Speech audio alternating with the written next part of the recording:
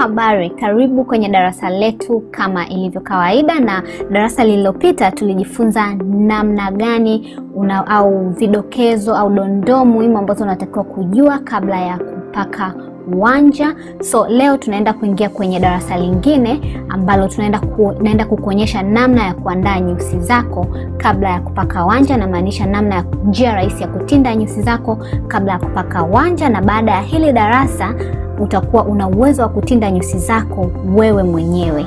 So tuanzie hapo. Let us get started. So kitu cha kwanza unachohitaji ili zoezi likamilike ni mafuta ya Vaseline, yale mafuta ya mgando, na kitu cha pili unahitaji brush ya kuchania nyusi, na pia kitu cha tatu utahitaji kuwa na wembe, na tutatumia wembe wa kawaida tu, kuna haja ya kutafuta nyembe ambazo ziko complicated. Kitu kingine utahitaji hiyo pamba ya masikio, na kama ambavyo unaona nyusi zangu hapa chini kwenye mfupa wa nyusi kama wengine mnaujua kwa jina la brow bone. Kwa hiyo ndipo sehemu ambapo tunaenda kuwa makini napo na kudeal napo. So unachukua yale mafuta ya Vaseline kwa kutumia ile pamba ya masikio, unaenda kupaka, na unaweza pia ukapaka kwa mkono So pia unatakiwa kujua jinsi gani, kama nilivyowaambia kwenye darasa lililopita, unatakiwa kujua nyusi zako zimegawanyika katika sehemu ngapi. Nyusi zimegawanyika katika sehemu 3. Kuna sehemu ya mwanzo, kati na mwisho. Mwanzo, katikati ambapo ndo kwenye kona, na huku mwisho ambako ni mkiani. Kwa hiyo hapo katikati ndo pale ambapo panakuwa na kona kwa wale wenye nyusi zenye kona. Kwa mafuta ya Vaseline yatasaidia sana ili wembe uweze kutelezea vizuri wakati unatinda nyusi, na usiweze kupata vipele au mikwaruzo, na pia usiweze kujikata pale ambapo wembe unakwama. So na tunaenda kudili na hapo hiyo sehemu ambayo nakuonyesha mfupa wa nyusi, mfupa wa jicho hapo, sehemu ya nyusi, mfupa wa jicho. Na unaenda kushika wembe wako kama hivyo, lakini sehemu ambayo unatumia kunyoa ni ile sehemu ya ncha ya wembe, hapo kwenye ncha, hapo kwenye kona. Hiyo kona ya wembe ndio ambayo unaenda kuitumia, na ukifanya hivyo itakusaidia kwenda kwa mstari na pia kuweza kucontrol wembe. Kwa hiyo unanyanyua sehemu ya juu ya nyusi yako kwa kutumia mkono wako huo mwingine. Kwa mfano kama unanyoa mkono wa upande wa kulia, tumia mkono wa kushoto kushika nyusi zako, kuvuta hiyo sehemu ya juu. Hiyo itakusaidia kujua sehemu gani kupitisha mstari wako, sehemu gani nyusi zimeota, utaziona. Kwa hiyo na tunakuwa makini au tuna concentrate kwenye hiyo sehemu ya mfupa wa jicho, mfupa wa nyusi, unaitwa brow bone kwa Kiingereza, lakini kwa Kiswahili ni mfupa wa nyusi. Hiyo ni sehemu muhimu sana na unatakiwa kuinyanyua. Ukinyanyua uso wako utaonekana vizuri. Kama huwezi kutumia wembe kama ukiwa mzima, njia nyingine rahisi, unaukata ule wembe, unakuwa nusu. Hiyo itakusaidia pia usijikate, kwa sababu pande zote mbili za wembe zinakuaga kali. Kwa hiyo utatoa ule upande mmoja ili usiweze kujikata wakati wa kutinda nyusi, wakati wa kushika wembe wako. Na pia kumbuka kwamba unatumia ncha ya wembe katika kunyoa nyusi zako, na unanyoa kuanzia huku mkiani, unapitisha mstari ambao umenyooka kama hivyo, unafuatisha hivyo, unasukuma hicho kiwembe kwenda mbele. Kwa unaanzia kwenye mkia wa nyusi zako ambako huko ni mwishoni, na unakisukuma hicho kiwembe kwenda mbele.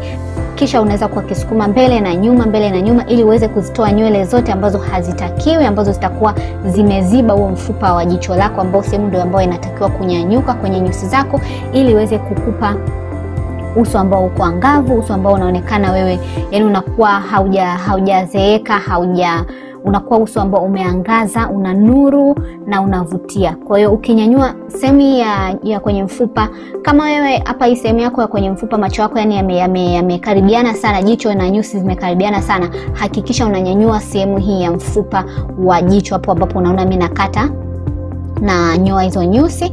Hiyo ni sehemu muhimu sana kupanyanyua, au kama wewe ni mtu mzima, jitahidi sana kunyanyua hiyo sehemu. Lakini kama hiyo sehemu wewe naturally imenyanyuka, usipanyanyue sana, nyanyua tu kwa kiwango kidogo. Hiyo itakusaidia sana kubalance. Kwa hiyo ndio maana nikasisitiza kwamba unatakiwa, kwenye darasa lililopita nilisisitiza kwamba inatakiwa ujue shape ya uso wako, shape ya macho yako, itakusaidia sana kujua sehemu gani pamepanda, sehemu gani inabidi upandishe, sehemu gani inabidi ushushe, nyusi zako zimegawanyika katika sehemu ngapi. Hivyo vyote nimefundisha kwenye darasa lililopita, na ndivyo ambavyo vinaniongoza mimi katika kutinda nyusi zangu katika darasa hili. Kwa hiyo hakikisha unaangalia darasa lililopita. So nafanya hatua zile zile kwa upande huu mwingine, na nyanyua sehemu ya jicho kwa kutumia mkono wangu kama hivyo. Kwa kuwa mkono wa kulia ndio nautumia pande zote, kwa hiyo nahakikisha mkono wa kushoto natumia upande wa kushoto na nyanyua, ili mkono wa kulia uendelee kutinda nyusi zangu. Kwa hiyo naanza huko kwenye mkia wa nyusi zangu, natumia ncha ya kiwembe, kona ya kiwembe, napitisha mstari ulionyooka, nafuatisha, lakini sehemu ambayo na makinikia, yani sehemu ambayo na deal nayo sana ni hiyo sehemu ya mfupa wa jicho hapo, yani kuanzia kwenye mkia mpaka hapo kwenye sehemu ya kona.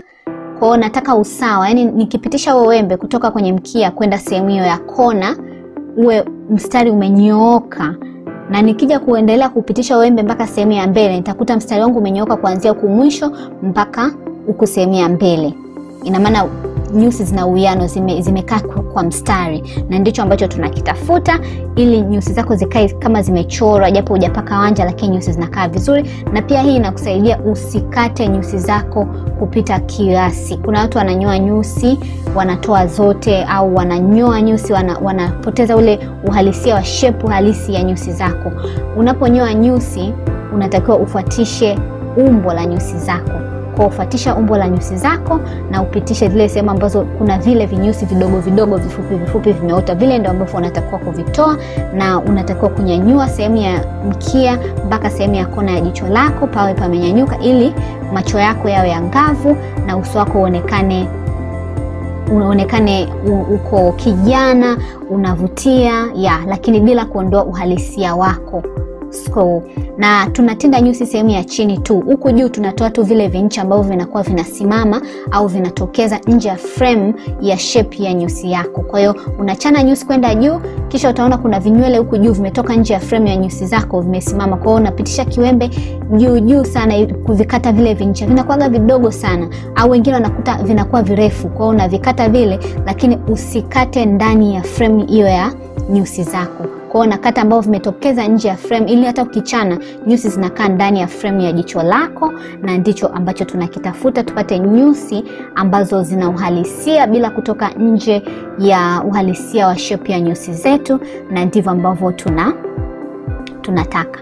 Hii itakusaidia katika upakaji wa wanja. Usipake wanja ambao mnene sana au mwembamba sana, na pia usipake wanja ambao uko nje ya shape ya nyusi zako asilia. Kwa ndio maana unatakiwa ufuate hii miongozo ambayo ninakupa, kuanzia zile dondoo ambazo nimekupa kwenye kipindi kilichopita mpaka hapa, na hizi ambazo nakupa leo mwongozo naokupa. So mpaka hapo unaweza kuona sehemu ya mfupa wangu wa jicho umenyanyuka vizuri, na hapo chini sina vinywele vidogo vidogo vilivyosimama. Frame ya nyusi zangu zimekaa vizuri sweethearts, na ndivyo ambavyo unatakiwa kutinda nyusi zako.